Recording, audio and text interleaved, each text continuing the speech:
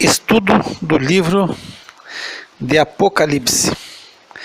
Eu havia parado no último áudio no capítulo 11 e nós tínhamos visto a situação de João medindo o santuário, o templo, que do grego seria o naos, que é a parte interna do templo, o santo dos santos e o lugar santíssimo, e que o átrio não deveria ser, que está fora do templo, não deveria ser medido, porque ele foi dado às nações, e por esses 42 meses, que são os 3 anos e meio, pisariam a cidade santa.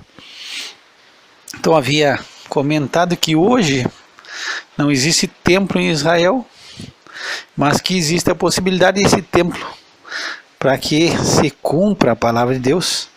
Esse templo vai ser construído antes ou no início dos 7 anos de tribulação, da grande tribulação, a última semana de Daniel. Eu havia pegado um texto do apóstolo Paulo, que o apóstolo Paulo profetiza, escrevendo aos Tessalonicenses, na segunda epístola, e também outro texto que está no livro de Daniel, no capítulo 9. Então Daniel traz muita coisa sobre o anticristo, e nós vamos chegar no capítulo 13, e nós vamos fazer uma rebuscada grande, porque vai surgir o anticristo. No capítulo 13 ele vai aparecer o anticristo. E aí nós vamos ler, e aí nós vamos ter que buscar Daniel, porque Daniel fala muito sobre ele. Agora é interessante que nesse capítulo 11 aqui, no versículo 7, vai aparecer a besta. O anticristo vai aparecer, embora que ele surja oficialmente no livro de Apocalipse, no capítulo 13, quando ele aparece, mas aqui vai se contar que ele vai matar as duas testemunhas, vai fazer guerra e vai vencer e vai matar as duas testemunhas que vão profetizar. Então nós temos essa situação do templo e nós levantamos essa situação que a princípio os estudiosos dizem, tem que haver templo, porque para que a palavra de Deus se cumpra, vai ter templo. Então essa é a ideia.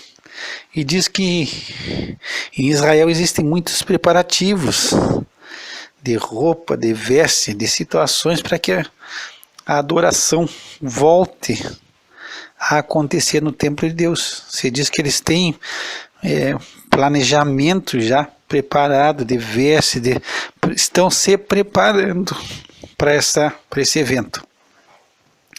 Nós entramos no versículo 3 aqui do capítulo 11 e diz: E darei poder às minhas duas testemunhas, e profetizarão por 1260 dias vestidas de saco. Essas são as duas oliveiras e os 2 castiçais que estão diante do Deus da terra. E se alguém lhes quiser fazer mal, fogo sairá da sua boca e devorará os seus inimigos. E se alguém lhes quiser fazer mal, importa que assim seja morto. Estes têm poder para fechar o céu, para que não chova, nos dias da sua profecia, e têm poder sobre as águas para convertê-las em sangue, e para ferir a terra com toda sorte de pragas, todas quantas vezes quiserem. E quando acabarem o seu testemunho, a besta que sobe do abismo lhes fará guerra, e os vencerá e os matará. Então nós temos aqui que Deus vai dar poder, vai dar autoridade às minhas duas testemunhas. E essas duas testemunhas vão profetizar por 1260 dias. Agora, 1260 dias vai corresponder a 42 meses e a 3 anos e meio.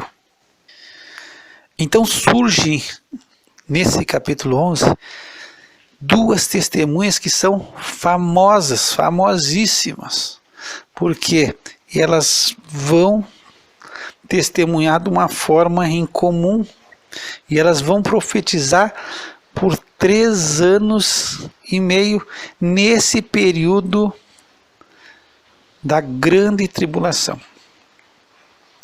E elas vão estar vestidas de saco. E aí diz que essas são as 2 oliveiras e os 2 castiçais que estão diante do Deus da terra. Então aqui tem coisas que são interessantes, porque são 2 testemunhas e elas vão estar profetizando e elas vão estar vestidas. A vestimenta são vestimentas de saco. É interessante, porque eu já escutei muitos anos atrás e em pregações e já até em estudos que eu fiz agora, se diz que poderia ser essas 2 testemunhas ser o Novo e o Velho Testamento, que tem profetizado e que tem testemunhado a muitas pessoas, e aí estariam vestidos de sacos pela forma como ela se propaga. Então já houve esse levante, embora que num contexto geral aqui, eu particularmente eu não concorde com essa colocação, porque vai haver a sua morte, e aí a besta vai vencer a própria palavra de Deus, que é o nosso Senhor Jesus Cristo. Então, no meu entendimento, humilde entendimento, para mim não caberia essa situação, embora que depois as 2 testemunhas venham a ressuscitar. Então fala de corpos mortos. Então eu não sei, eu acho que fica difícil no meu pensamento de encaixar o Novo e o Velho Testamento aqui, porque fala em corpos mortos, e que vão ficar os corpos mortos expostos em Jerusalém. Então é difícil. Agora, quem são essas testemunhas? Aí diz no 4 que são as 2 oliveiras e 2 castiçais que estão diante do Deus da terra. E nós temos uma citação em Zacarias, no capítulo 4, fala sobre oliveira, sobre o castiçal. E nós vamos dar uma pegada só para te dar para nós tentar dar uma esclarecida, embora que é muito complexo. Diz assim, no capítulo 4, no versículo 2: E disse-me, que vês? E eu disse, olho, e eis que vejo um castiçal todo de ouro, e um vaso de azeite no seu topo, com as suas 7 lâmpadas, 7 canudos, um para cada uma das lâmpadas que estão no seu topo, e por cima dele 2 oliveiras, uma à direita do vaso de azeite e outro à sua esquerda. No capítulo 12, a partir do 11, diz assim: respondi mais dizendo, quem são as 2 oliveiras à direita e à esquerda do castiçal? E aí no 14 ele responde, esses são os 2 ungidos que estão diante do Senhor de toda a terra. Então, 2 ungidos aqui no Antigo Testamento, no meu entendimento, eu sei que pode ter outros entendimentos, seria o Zorobabel, que é o Zorobabel, que foi aquele que começou a levantar o templo, e o sumo sacerdote, que seria o sumo sacerdote Josué. No capítulo 3 fala o sumo sacerdote Josué. Então, no meu entendimento aqui caberia para esses 2. Agora aqui nós temos 2 oliveiras que aparecem no livro de Apocalipse. E existe muita especulação de quem seria essas 2 testemunhas. Até não sei se tu tem acompanhado, mas eu escutei de um pastor americano que ele humildemente, com toda a humildade, ele disse, olha, eu vou dizer, como eu não queria ter dito para ninguém, mas eu vou ter que dizer com toda a humildade e modéstia, eu sou uma das testemunhas do Apocalipse, daquelas 2. Então, essa é a situação interessante, porque Essas duas testemunhas, elas vão surgir no período da grande tribulação. É a mesma coisa, a pessoa vê hoje um negócio assim, isso é a marca da besta, é o sinal da besta. Se o sinal da besta vai surgir na tribulação, nós vamos ver no capítulo 13, tem que ter o anticristo reinando, tem que ter o falso profeta, tem que ter tudo isso aí, tem que ter um governo mundial.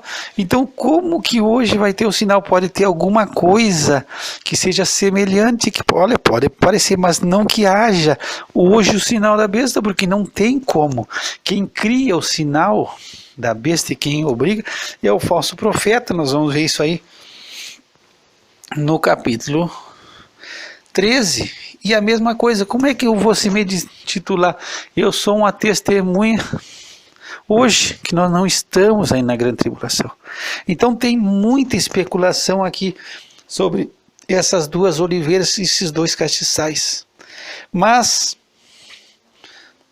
nós temos algumas especulações que nós podemos fazer. Primeiro, no Velho Testamento, nós temos dois homens que não morreram. Eles não morreram.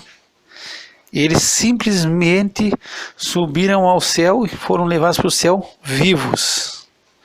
Que é Enoque, o sétimo depois de Adão, em que ele andou com Deus e Deus o tomou para si.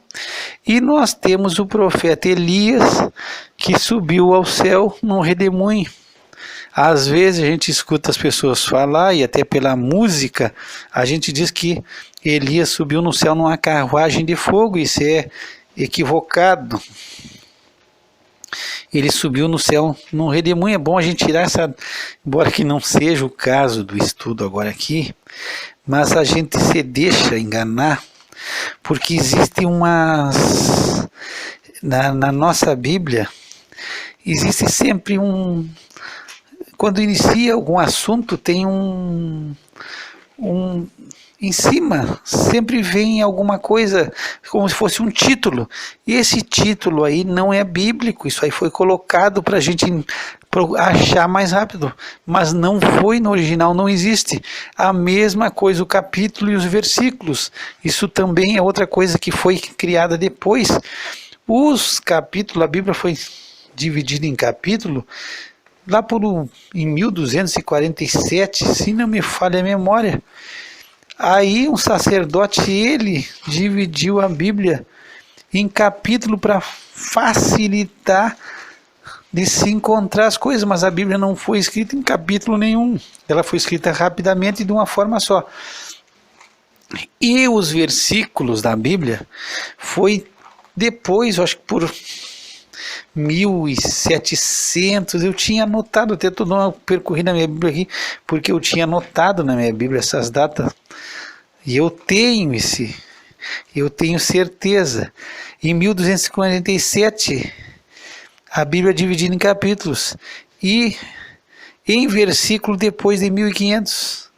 Então, essa parte aí, quando nós vamos aqui, se tu pegar em 2 Reis, no capítulo 2, no título dizia que Elias foi levado ao céu num carro de fogo. Então, não, capítulo 2, não, embora que o texto na tua Bíblia diga isso aí, não é o correto. Diz assim no capítulo 2 do 11: E sucedeu que indo eles, andando e falando, eis que um carro de fogo com cavalos de fogo os separou um do outro. E Elias subiu ao céu num redemoinho. Então ele subiu num redemoinho.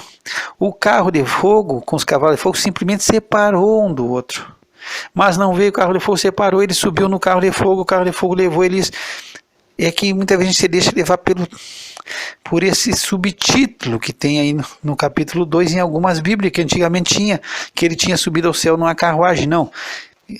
Olha bem, 2 Reis 2, 11. Elias subiu ao céu no redemoinho. Então não faz parte do nosso estudo agora, mas eu só gostaria de tirar essa dúvida, porque muitas vezes a gente escuta no louvor que Elias andou num carro de fogo, e em pregações emocionadas que ele subiu numa carruagem de fogo. Não. Se tu ler ali o 2:11, 2 Reis 2:11, tu vai ver que o carro de fogo com o cavalo de fogo só separou um do outro e ele subiu no redemoinho para o céu. Depois tem algo interessante que eu gosto de levantar aqui, porque alguns E aí as pessoas não leem a Bíblia. E aí existe um engano. Eu já escutei isso aí algumas vezes, que João Batista seria a reencarnação de Elias. Então eu já vi isso aí no Espiritismo, se dando como uma prova de que o homem reencarna. Então, que João Batista, a Bíblia estava dizendo que João Batista era a reencarnação de Elias. Então nós temos que nós teríamos que partir da premissa básica que se uma pessoa vai reencarnar, primeiro ela tem que desencarnar, como diz no Espiritismo, tem que desencarnar, quer dizer, morrer. Essa palavra desencarnar não existe na Bíblia. Então, se Elias não morreu, e na linguagem espírita ele não desencarnou, ele não podia ter encarnado de novo, ele está vivo ainda. Então, não pode Elias ter reencarnado, embora que João Batista, ele veio no poder e na semelhança de Elias, mas ele não é Elias. Tanto que quando é mandado alguns sacerdotes vêm de Jerusalém e perguntam por que ele está batizando, se ele não é o profeta, quem ele é para batizar? Tu pode pegar isso no Evangelho segundo João, no capítulo 1. E aí, no versículo 19, diz que os judeus mandaram sacerdotes e para perguntar para João Batista quem ele era. E ele confessou e não negou, não sou o Cristo. E perguntaram, então o quê? És tu Elias? E ele disse, não sou. É tu o profeta? Também respondeu, não sou. Então, o próprio testemunho de João Batista, de João o Batista, porque ele não é João Batista, ele é João o Batista, por causa do batismo. O nome dele não era João Batista, na realidade era João o Batista. A gente está tirando essas dúvidas, desculpa, que aproveitar isso aqui para nós matar essas situações que são interessantes. Então, João o Batista, ele diz que ele não é Elias. Então, por mais que queira se forçar, então você pega e você lê por cima, e aí você diz, não, ele é Elias reencarnado. Não, ele diz, eu não sou Elias, e Elias não morreu, ele se encontra vivo. Então, poderia se especular que essas duas testemunhas aqui, essas duas oliveiras, poderiam ser Elias, e poderia ser também Enoque, que são dois homens que subiram ao céu sem morrer. Deus tomou Enoque para si, e Enoque não morre, e Deus leva Elias num carro de fogo. Opa, carro de fogo não, no redemoinho. Essa história, o carro de fogo só separou um outro. Lembra que eu te disse, é num redemoinho, não tem carro de fogo nenhum aí. O carro de fogo só separa ele de Eliseu. Já ia dar um furo aqui. Tá, só esses dois. Então poderiam ser esses dois homens que voltassem e estivessem nesse período da grande tribulação e fossem mortos, como todo mundo morreu. E existe outra situação que agora, eu escutando e lendo alguma coisa, eu escutei que a Igreja Católica, mas a Igreja Católica diz que Maria subiu ao céu também sem morrer. Então, da onde você tirou isso? Não sei, alguém inventou, porque não tem isso na Bíblia. Diz que Elias subiu no redemoinho do céu, está na Bíblia. Enoque Deus tomou para si, está na Bíblia. Jesus subiu ao céu numa nuvem, está na Bíblia. Agora, da onde que foi tirado que Maria subiu ao céu? Então existe uma crença, um dogma católico, que diz que Maria, alguém criou essa situação, e aí diz que ela subiu ao céu como fosse Jesus. E sobre Maria é interessante, se inventou algumas coisas que não tem base bíblica. Também se crê num dogma católico que dá Imaculada Conceição de Maria. Aí quando a gente fala Conceição de Maria, a gente pensa, não, a Imaculada Conceição foi quando ela nasceu Jesus. Não, não é a Conceição, o nascimento de Jesus. É que se diz que também Maria tem o nascimento sobrenatural.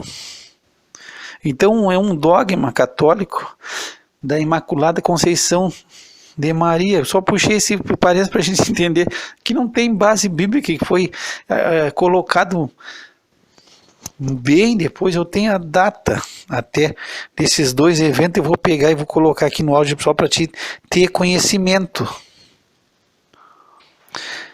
Então só para isso aí é para nós ter conhecimento, nós não estamos com muita pressa, a gente aprender um pouco mais, mas aqui eu tenho, ó, em 1854, houve a definição do dogma da Imaculada Conceição de Maria. O dogma, o que é um dogma? Dogma é uma doutrina, é um ponto fundamental da doutrina cristã, que é indiscutível, que não tem, é certo, é claro. Então isso aqui, quando você diz que é um dogma, é um ponto fundamental que não se discute, que não tem como se negociar. Então você criou o dogma da Imaculada Conceição de Maria. A gente, quando lê isso aqui, a gente pensa assim, é o nascimento de Jesus. Não, não é. Isso aqui você diz que Maria teve um nascimento sobrenatural semelhante ao de Cristo. E aí a Igreja Católica vai tentando levantar ela de maneira que ela seja quase que uma deusa. E em 1950, a Assunção de Maria transformada em artigo de fé. E essa Assunção de Maria também é que Maria subiu ao céu sem morrer. Pelo que eu já escutei e estudei, me parece que ela subiu ao céu e não morreu. Então são coisas que não, aí onde está na Bíblia, não existe isso aí. Não existe nem a Conceição, o nascimento da Maria seja um nascimento também virginal, como o de Jesus, não tem. Da onde tirar isso? Se inventa. Ou, é como dizer, um espírito que falou para alguém saiu dizendo que é, mas não existe nada na Bíblia. Agora, sobre Elias, tem base, que ele subiu no redemoinho, e que Enoque não morreu, Deus o tomou para si. Tu pode pegar lá no livro de Gênesis, e tu vai ver, se tu precisar aqui, eu vou pegar, também para dizer que o que a gente está falando não é invenção. Tu pega no capítulo 5 de Gênesis, diz que 22, Enoque andou com Deus, e foram todos os dias de Enoque, 365 anos, e andou com Enoque com Deus, e não apareceu mais, porquanto Deus o tomou para si. Então, se tu for pegar aí o capítulo 5, tu vai ver que Matusalém viveu e morreu, fulano e tal, morreu. Todos aqui tu vai ver, e teve todos os filhos e morreu. Tu pegar o capítulo 5, é quase que é fatal, morreu. Quando chega Enoque, diz que ele não apareceu mais, porquanto Deus o tomou para si. Então Enoque não morreu, Deus o tomou para si. Então tem base bíblica, e nós vamos ter que hoje só ver sobre as duas testemunhas. Então não se sabe quem são, não existe passagem bíblica que diga quem são as testemunhas. Poderia ser Enoque, Elias, poderia ser, mas o mais aceito de todos, quer dizer, que não quer dizer que esteja certo, mas é uma possibilidade, é que seria Elias e Moisés. E por que Elias e Moisés? Pelos sinais que são feitos aqui. Então hoje nós vamos bater só essa parte, depois nós vamos bater sobre o que vai acontecer. Por quê? Diz que no período da sua profecia, eles têm o poder, a autoridade para fechar os céus para que não chova. Então eles vão profetizar por 3 anos e meio. E eles têm o poder para fechar o céu nesses 3 anos e meio para que não chova. Enquanto eles estiverem profetizando, eles, se quiserem, não vai chover nesse período. Eles fecham o céu por 3 anos e meio. Eles têm o poder para que durante o período da sua profecia não chova mais. 3 anos e meio. Aí tu pega o livro de Tiago, no capítulo 5. E aí tu vai ver, não é a coincidência, o que aconteceu com Elias. Elias era um homem sujeito às mesmas paixões que nós, e orando, pediu que não chovesse. E por 3 anos e 6 meses não choveu sobre a terra. Então existe aqui uma semelhança. Elias foi o homem que orou e que não choveu nos 3 anos e meio, e nos 3 anos e meio ele tem poder para não chover. Outra coisa que tu vai ver aqui, saía fogo da sua boca e devorava os seus inimigos. Também isso aconteceu com Elias, embora que não saiu fogo da sua boca. Se tu pegar em segundo livro de Reis, eu vou pegar aqui só para te ver, ele vai ser chamado, e ele no capítulo 1, o rei, ele manda um capitão com 50 para buscar Elias, e aí quando o capitão de 50 diz, homem de Deus, desce, o rei está te chamando, ele diz assim, bom, se eu sou homem de Deus, desça fogo do céu e consuma a ti teus 50. E queimou, e desceu fogo e queimou. Depois foi mais outros 50. E ele fez a mesma coisa. Aí ele, quando enviou o terceiro veio já apavorado, já pedindo misericórdia. E aí Deus teve misericórdia e disse, não, vai com esse aí, não precisa matar esse aí. Então, Elias também, quando ele foi buscado por um capitão de 50 com 50 soldados, ele mandou, pediu e clamou, e fogo do céu desceu e queimou aqueles 50. Então, pela situação aqui, pelo fogo e pela situação de não chover por 3 anos e meio, poderia ser Elias por essas duas situações que eu falei para ti. E converter a água em sangue, ferir a terra com toda sorte de pragas. Quem é que converteu a água em sangue no Egito? Moisés. Então, eu não estou aqui querendo bater o martelo que é Moisés e Elias, mas eu quero só que tu entenda que existe essa grande possibilidade, como pode ser outros, ou até pode ter ser como alguns já levantaram, que seja o Novo e o Velho Testamento, mas não existe lugar nenhum que diga aqueles que são. Mas eles têm poder, e diz aqui, ó, ferir a terra com toda sorte de pragas, todas quantas vezes quiseram. Moisés teve esse poder dado por Deus. E se tu vai ver o Moisés, ele vai representar a lei. E Elias vai representar os profetas. Agora, se tu vê o ministério de Elias, tu não vê o ministério de Elias. O livro de Elias não existe. Nós temos o profeta Isaías e o livro de Isaías. Nós temos vários profetas, Jeremias, o livro de Jeremias. Só que Elias é um profeta diferente. Não é tanto de profecias, de coisas que vão suceder, mas um profeta de Deus que ele dê sinais e maravilhas. Então Elias é mais do fogo do céu, é mais de manifestação de poder de Deus. Então nós vamos ver Isaías, nós vemos muitas profecias, coisas que vão acontecer no futuro, Jeremias trazendo muita coisa, Zacarias trazendo coisas que vão acontecer até nesse período de tribulação e depois, mas Elias foi um profeta de poder, é de fogo, é de manifestação de glória de Deus, e ele foi ousado, e ele se vestia de pelos de animais. Ele era um cara bruto, e ele vem, tipo assim, como se fosse um cara do campo, ele vem da região ali, do outro lado do Jordão. Diz que ele é tisbita, não se diz certo o lugar onde é que é esse, da onde ele seria Tisbe, mas ele era tisbita, mas possivelmente ele tenha vindo de uma região de gado, então ele era um homem bruto, não era um homem de santuário, não era um sacerdote, não era um religioso, era um homem de manifestação, de brutalidade, de força. E Deus manifestou o poder. Então é interessante, pode ser. Nós temos uma situação também que nós vamos ver agora.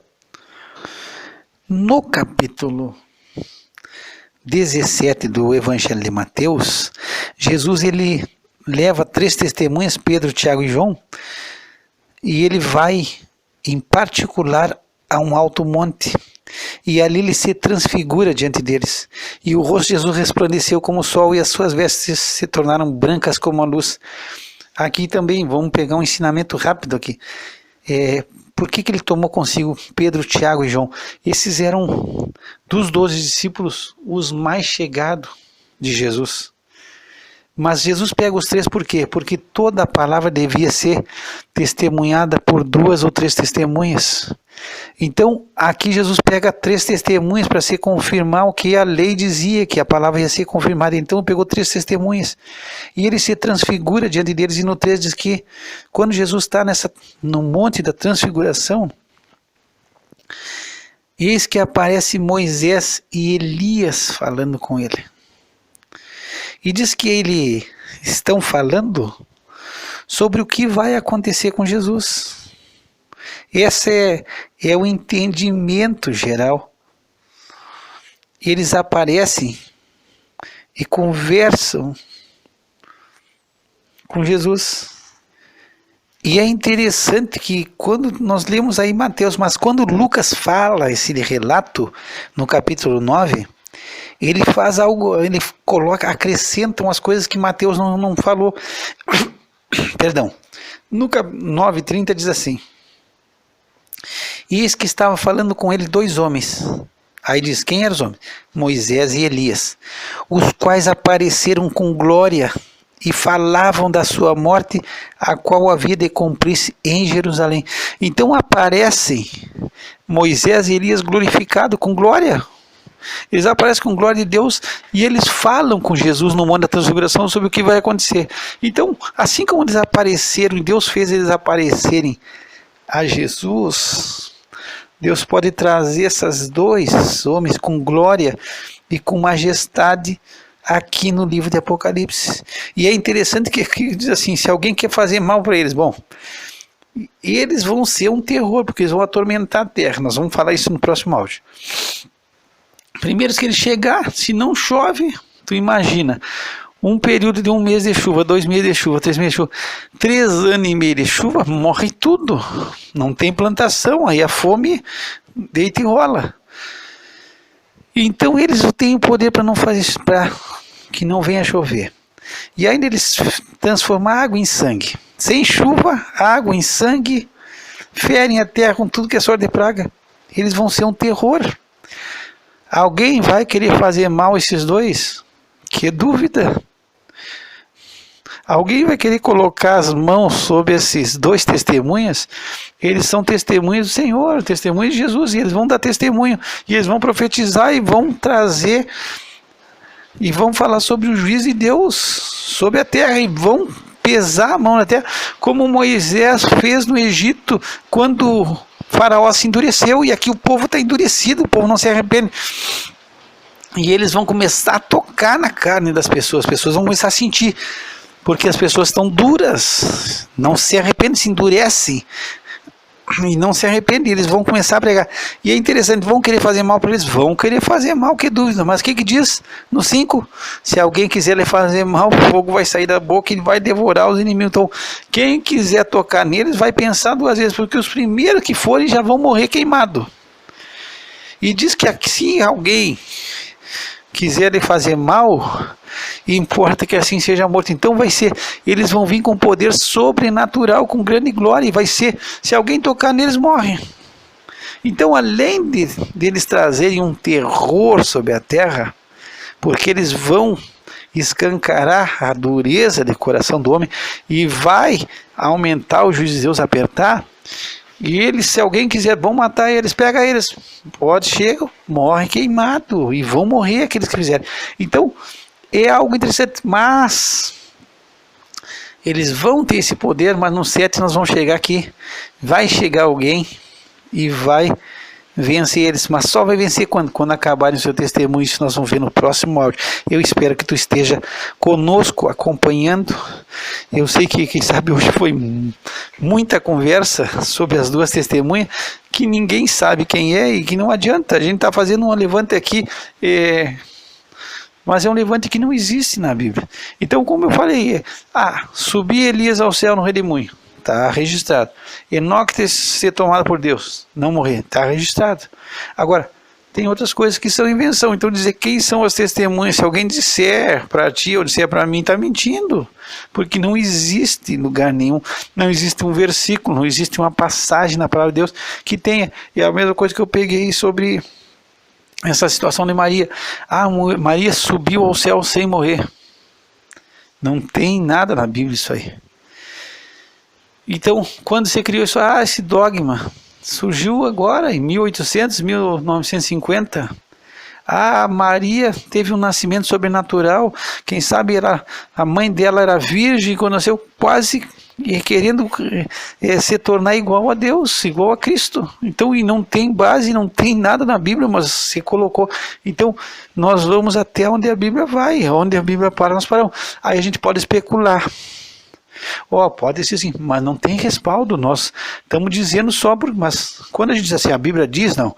A Bíblia fala. João Batista era a reencarnação de Elias. Ele diz que ele não é. Nós temos o testemunho de João Batista. Eu não sou Elias. Ele está testemunhando. Eu não sou Elias. Depois, a premissa que eu falei, Elias não morreu. Se ele não morreu, não pode, não teria base para alguém dizer assim, que ele não desencarnou, como diz os espíritas, para ele ter encarnado de novo. Então é falso, não tem respaldo bíblico. E é isso que eu espero que tu tenha compreendido nesse áudio. Pai, nós te damos graça e te louvamos pela tua grandeza. Senhor, parece que quanto mais tu manifesta o teu poder, a tua glória, mais o homem se endurece, mais o nosso coração se torna duro e insensível para contigo. Agora nós pedimos, em nome de Jesus, nos dá a nós, teu povo, um coração sensível à tua palavra. E que nós não venhamos a nos calar, Senhor. Mas assim como essas testemunhas, que nós possamos profetizar e falar a tua palavra através do nome santo de Jesus. Que o Senhor te abençoe e te guarde, que o Senhor faça resplandecer sobre ti o seu rosto e misericórdia, que o Senhor levante seu rosto sobre ti e te dê a paz. Graça e paz da parte de Deus nosso Pai e do Senhor Jesus Cristo.